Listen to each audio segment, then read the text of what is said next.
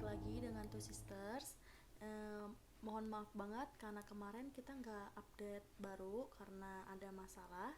Jadi mungkin di hari ini kita baru bisa lagi bikin videonya.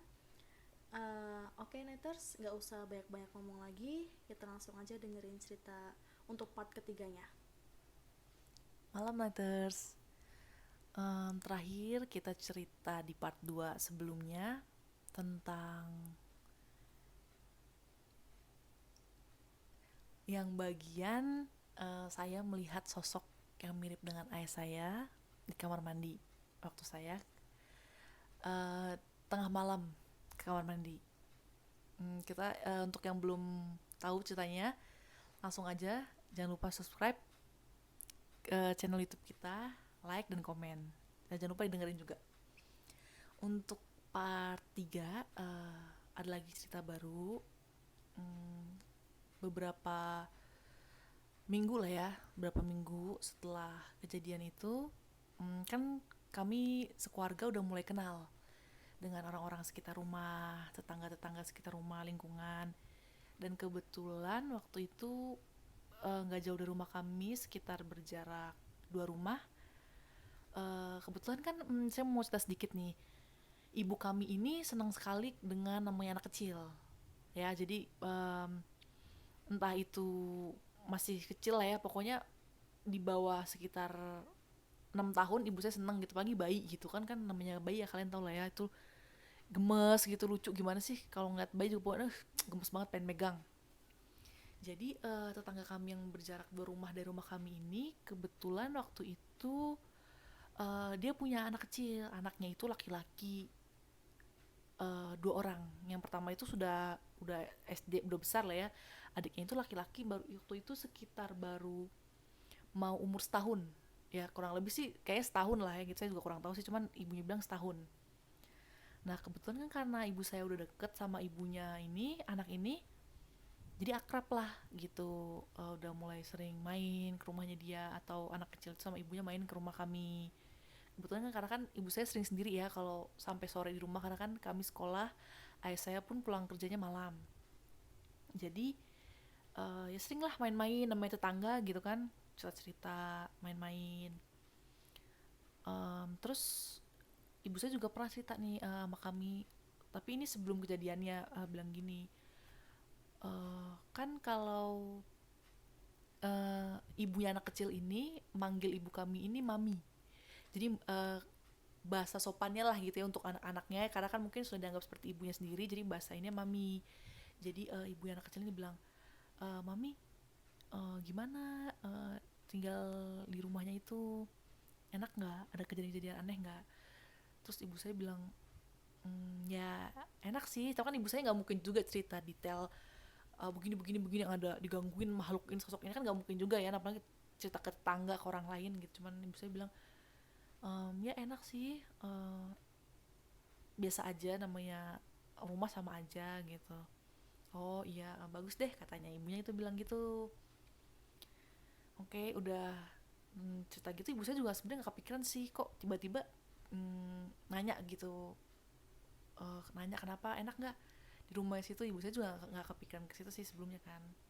Nah pada ada suatu hari, hmm, waktu itu weekend, kalau nggak salah waktu itu weekend, karena weekend kan jadi kami semua ngumpul di rumah ya, saya, adik saya, mama saya dan ayah saya. Dan mainlah ibu ini sama anak kecilnya itu, tetangga kami ini, yang anaknya setahun itu, main ke rumah kami. Sebenarnya mainnya nggak malam-malam sih, waktu itu mungkin sore jam 3 lah, sekitar jam 3 seingat saya. Mainlah dia ke rumah kami, main-main-main-main gitu, biasa namanya bertetangga kan, nggak mungkin kalau eh, nggak ngobrol-ngobrol gitu lah ya, maksudnya biarpun sebentar gitu. Cuman kebetulan aja dia lagi main ke rumah saya ini lama, ibunya ini sama anak kecilnya ini, laki-laki ini, mainnya lama ke rumah kami gitu. Dan udah nggak sadar tiba-tiba waktunya udah sore, udah menjelang maghrib waktu itu kan. kan kebanyakan juga udah mungkin para pendengar di sini udah tahu ya kalau di kita itu misalnya di Indonesia itu mitosnya kalau maghrib itu dalam rumah harus tutup semua pintu, semua jendela, terlebih lagi anak kecil itu kalau udah menjelang maghrib nggak boleh keluar rumah dan nggak boleh main-main di luar kalau udah menjelang maghrib. Ya udah pasti udah tahu semua lah ya kalau mitos di Indonesia seperti itu.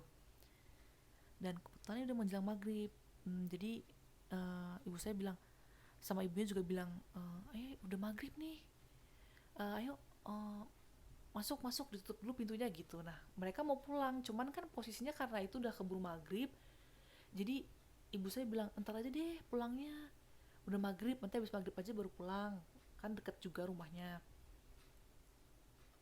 Ya udah deh, mami katanya ibunya bilang gitu, ntar aja habis maghrib gitu. Oke lah tutup lah semua pintunya.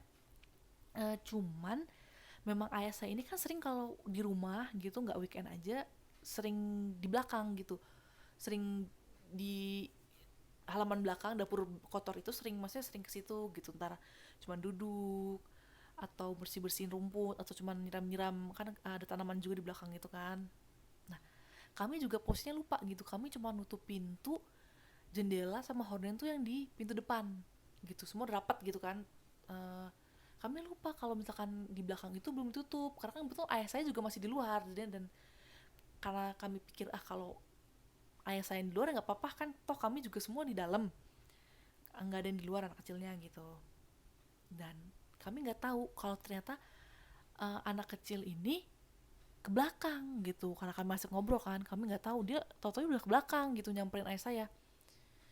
Ya saya pikir gak apa-apa deh ke belakang gitu. Nggak lama tiba-tiba anak kecil ini jerit-jerit, dia langsung teriak, takut takut mama katanya gitu. Nah kami bingung dong, ayah saya lagi yang posisinya deket sama anak kecil itu di belakang langsung bilang nanya gitu, kenapa kenapa, kamu kenapa gitu, takut apa takut apa. Kenapa kenapa gitu, langsung anak kecil ini lari ke dalam histeris nangis, dia kejar-kejar bilang, takut ma gitu. Dia bilang gitu ke mamanya gitu, takut ma takut katanya, dia bilang gitu. Nah terus masuklah ayah saya ke dalam, akhirnya tutup pintu belakang kami ditutup. Tanya, kenapa kenapa kenapa takut kenapa, kata ayah saya bilang gitu. Terus anak kecil ini pertama nggak mau ngomong, dia kayak sesugukan gitu lah ya, gimana sih kalau anak kecil nangis kan kayak uh, uh, ketakutan gitu lah ya, pokoknya ketakutan tegang gitu, mukanya langsung langsung kayak pucet gitu lah ya, pokoknya kalian tau lah gimana sih kalau anak kecil ketakutan mukanya pucet. eh takut mah gitu. Terus dibilang sama mama saya, kenapa takut apa gitu. Jawablah sama anak ini pas udah agak tenang dan dia udah dibilang ayo, udah mau pulang. Iya mah, takut takut. Itu tadi ada kakak-kakak katanya, cewek duduk di pohon mangga kami yang di belakang. Nah, kami langsung kaget dong di situ, dia langsung, hah, cewek duduk di pohon mangga, masa sih. Terus kita tanya lagi, di mana yang dilihat bener gitu.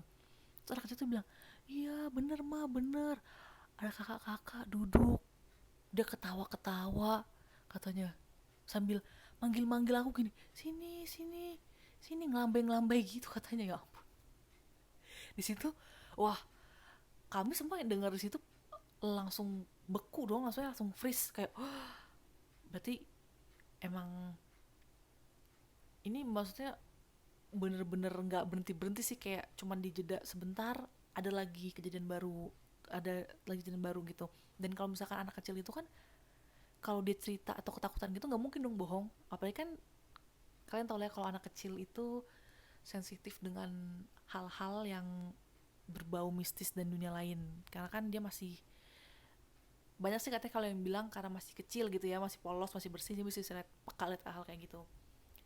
Kami langsung bilang, ya udah pulang aja dulu, pulang gitu, udah nggak maghrib kok, pulang aja pulang gitu. Terus mamanya bilang, ya udah kami pulang ya mi, uh, udah malam gitu, ya udah pulang dia.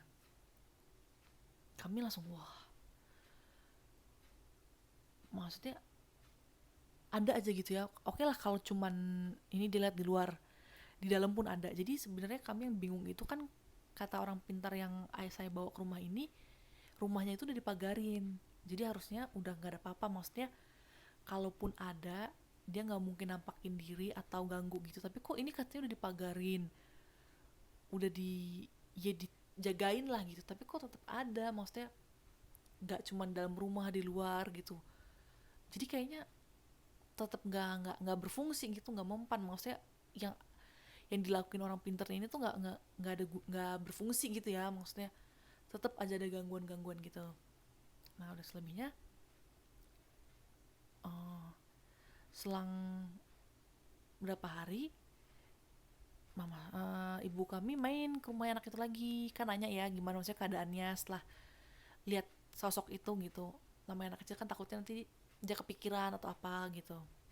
Mainlah ibu saya ke rumah anak kecil itu, tanya gimana, kondisinya udah baik gitu. Iya mi udah nggak apa-apa kok gitu, namanya anak kecil kan cepet lupa, emang sering lihat-lihat uh, kayak gitu mah biasa gitu kalau anak kecil gitu kan. Cuman ya pokoknya cepet lupa lah gitu, paling kaget bentar doang. Terus ibu saya akhirnya nanya, hmm, waktu itu kan nanya nih ya, hmm, gimana mi, enak nggak, dia pindah, tinggal di rumah itu. Maksudnya biasa aja nggak gitu, kenapa kok tiba-tiba waktu itu nanya kayak gitu. Akhirnya ibu saya kepikiran lagi kan pertanyaan itu kan, dijawablah sama ibu anak kecil ini, tetangga kami ini. Oh iya mi, yang waktu itu aku tanyain, eh soalnya gini mi, waktu sebelum mami pindah, sewa ke rumah sewa itu, banyak sebelumnya juga orang yang nyewa di rumah itu tapi nggak lama. Ya kayak gitu mi, maksudnya ada aja gitu alasannya, kayak misalkan paling lama tuh eh, 3 bulanan gitu, terus udah keluar lagi. Ada yang cuman 2 minggu, sebulan gitu. Kami juga bingung gitu, kok tiap orang masuk nyewa di rumah itu udah keluar lagi gitu. Dan setiap kami tanya, enggak kok, nggak apa-apa gitu, paling ya udah nggak betah deh, nggak nyaman deh gitu. Jadi ya kami kan juga pengen tahu juga ya mi, maksudnya namanya orang gitu kan, nggak mungkin kan tiba-tiba cuman itu langsung pindah lagi, sebentar pindah lagi gitu. Maksudnya kenapa gitu pada pindah-pindah gitu juga kan. Terus kebetulan juga kan, dia bilang dulu sebelum rumah itu disewain, pemiliknya itu memang sempat tinggal di rumah itu. Jadi masih sebelum rumah itu disewakan, pemiliknya sama keluarganya tinggal dulu di situ. Nah setelah udah keluarganya tinggal di situ, pindahlah pemiliknya itu, udah nggak tinggal lagi di situ, baru rumah itu disewakan. Tapi uh, yang bikin kadang heran itu, katanya yang ibunya tetangga kami ini, waktu dulu ada pemiliknya anaknya tuh kayak biasa aja gitu loh. Maksudnya kayak nggak ada gangguan-gangguan atau apa, nggak tahu lah kita kalau anak itu bohong lah ya, maksudnya apa tutupin gitu lah, nggak tahu kan, biar namanya biar nanti rumahnya oh bagus baik-baik aja gitu. Tapi setelah pemiliknya itu pindah, rumah itu disewakan, semua yang nyewa pasti kayak gitu. Dia bilang, pindah. Tapi kalau ditanya, "Hmm, nggak apa-apa, biasa, nggak ada apa-apa kok, biasa aja, cuman emang nggak itu aja, kurang enak aja, cuman pengen cari yang baru, suasana baru."